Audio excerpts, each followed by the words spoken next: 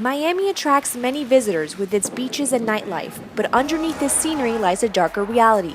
It's a top destination for human trafficking in the United States. Unfortunately, there's an underbelly, and to anything that's a gem, there's always an underbelly, unfortunately. And that's where human trafficking comes in. Florida ranks the third busiest area for sex trafficking in the U.S. More than 1,000 calls have been made to the human trafficking hotline just this year. The men selling these women in various locations are often called pimps, but the state attorney describes them differently. The predators know exactly what they're looking for. They're looking for a lost soul. They're looking for someone who looks sad and lonely, because they are. Executive Director Don Thompson of Christie House, a center dedicated to ending sexual child abuse, explains why some victims are hesitant towards receiving treatment. These are children who've never had a really safe place.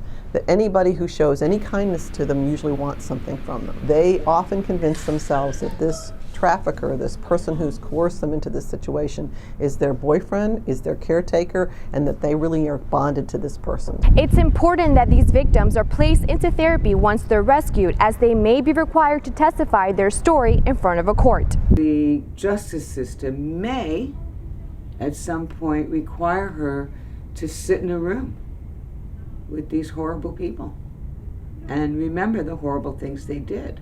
Assistant State Attorney Susan Dekovitz recognizes the dangerous consequences of a minor reliving her trauma through testifying and questioning of attorneys. One of our victims was being deposed, and when she left that deposition, she tried to kill herself by drinking Clorox, because that's all she could get her hands on.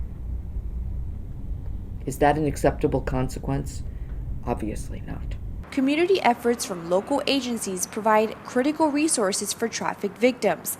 The Assistant State Attorney believes it's important to offer them a different path to life. This is a critically important aspect of this, because if you leave a shelter and you still feel desperate, you can't feed yourself, what are you going to do? You're going to end up relapsing and either going back to that trafficker, who will probably try to re-victimize you if they're still free on the street, or to some other predator who's going to come after you.